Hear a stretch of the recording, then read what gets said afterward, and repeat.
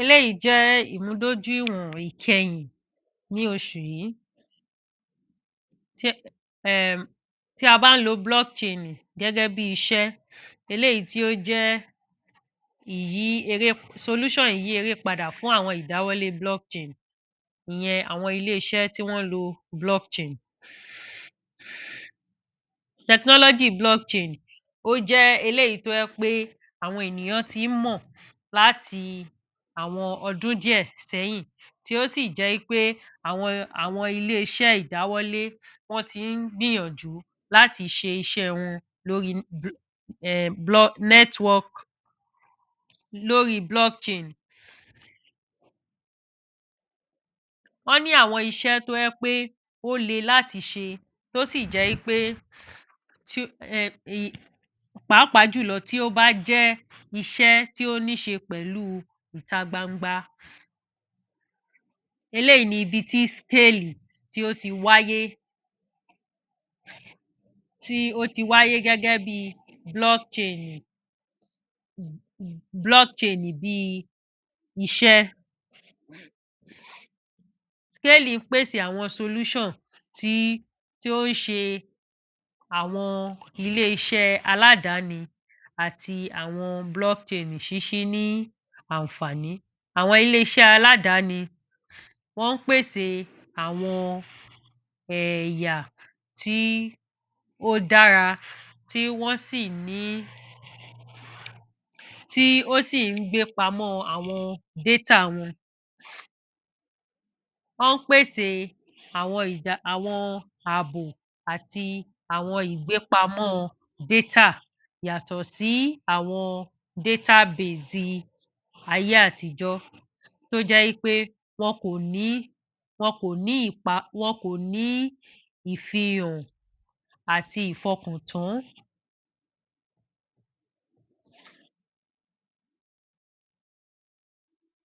Ní ìparí ọjọ́, tí o bá ní àwọn nodes tí ó tóbi ní òǹkà, àmọ́ tó jẹ́ pé wọ́n jẹ́ lílò ní ọwọ́ àwọn ènìyàn díẹ̀.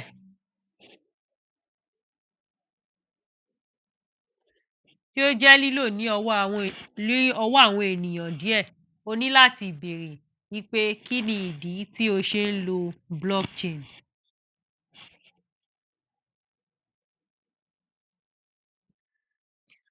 Tí o bá fẹ́ mọ̀ sí, o lè wá sí orí Buloogi SKALE kí o wá ka gbogbo eléyìí. Kí ni àǹfààní tí ó wà níbi kí a máa lo blockchain gẹ́gẹ́ bí iṣẹ́ ti scale? Àǹfààní àkọ́kọ́ ni pé o kò ní owó gáàsì tí o fẹ́ san.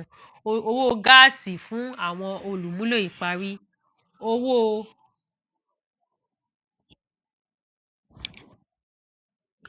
Sanwó bí o ṣe ń lọ, ìlànà sanwó bí o ṣe ń lọ àti àwọn iṣẹ́ ṣíṣe tí ó ga tó jẹ́ pé ó jẹ́ ààbò POS ní orí Ethereum àti ní orí Scale. Àwọn ìdàgbàsókè ohun èlò abínibí Ethereum. Kí ni àwọn lílò Scale? Kí ni àwọn lílò blockchain gẹ́gẹ́ bí iṣẹ́ ti Scale? Lílò rẹ̀ ni pé ó ń ṣe ìyípadà bí àwọn olùpilẹ̀ṣẹ̀ Web3 bí wọ́n ṣe ń kọ́ àwọn nǹkan tuntun tí wọ́n sì fi ẹ̀mí wọn síbi ìsọdọ̀tun EVM blockchain láti mú àwọn ohun èlò wá. Kí ni àwọn ìdáwọ́lé tí wọ́n nílò ní pàtó?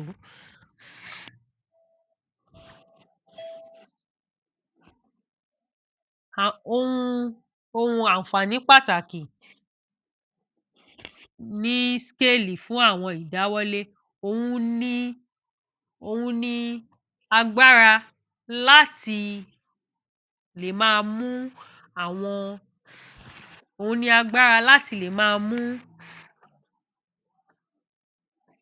máa mú àwọn ẹ̀wọ̀n tiwọn ní pàtó àti láti lè fún wọn ní àwọn ẹ̀wọ̀n tiwọn ní pàtó àti láti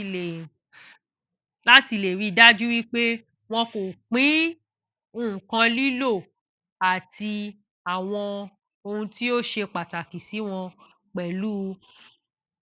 pẹ̀lú àwọn ilé-iṣẹ́ mìíràn tí wọ́n ń kọ́ sí orí blockchain kan náà pẹ̀lú wọn ní àwọn blockchain network tí ó jẹ́ ṣíṣí. Tí wọ́n bá kọ́ sí orí scale, àwọn ìdáwọ́lé wọ́n lè ṣe àwọn blockchain titi wọn tí ó jẹ́ aládàáni láti ṣe ìdàgbàsókè fún ààbò àti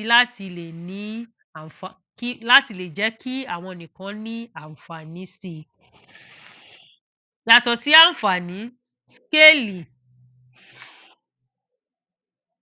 blockchain gẹ́gẹ́ bí iṣẹ́ ti scale ó tún máa ń ṣe ìdínwó fún àwọn ìdáwọ́lé eléyìí tí ó jẹ́ pé àwọn ilé-iṣẹ́ ìdáwọ́lé ó lè jẹ́ ìrọ̀rùn fún wọn láti wá kọ́ sí orí blockchain tí ó sì dín àwọn owó níná wọn kù eléyìí tí yóò sì tún ràn wọ́n lọ́wọ́ láti ṣe ìgbáradì àti láti mọ iye owó tí wọ́n máa ná.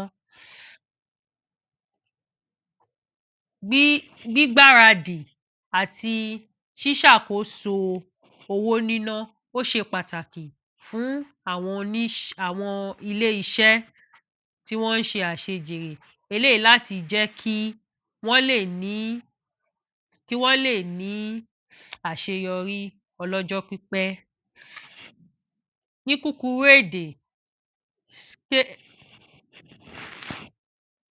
blockchain gẹ́gẹ́ bí iṣẹ́ ti scale ó ń pèsè ohun tí ó yàtọ̀ gedegbe tí ó sì jẹ́ solution tí a ti rán kalẹ̀ láti lè ran àwọn ìdáwọ́lé lọ́wọ́ níbi ohun tí wọ́n nílò gangan pàtó. Àwọn ohun èlò eré.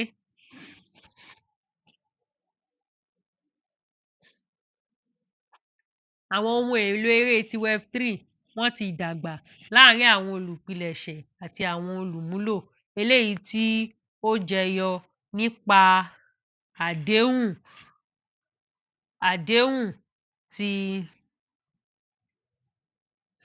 àdéhùn ti fífi agbára lé ènìyàn kọ̀ọ̀kan lọ́wọ́ àti ìdáàbòbò àti jíjẹ́ kí gbogbo nǹkan jẹ́ àfihàn níbi ìrírí eré.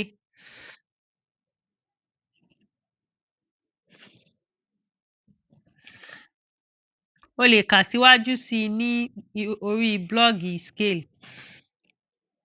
Nísìnyí báyìí, blockchain gẹ́gẹ́ bí iṣẹ́ òun ni ọjọ́ iwájú fún àwọn ìdáwọ́lé blockchain. Tí o bá fẹ́ mọ̀ sí nípa ìmúdójúìwọ̀n tí mo sọ̀rọ̀ nípa èyí, o lè lọ sí orí Buloogi SKALE kí o kà nípa ẹ̀.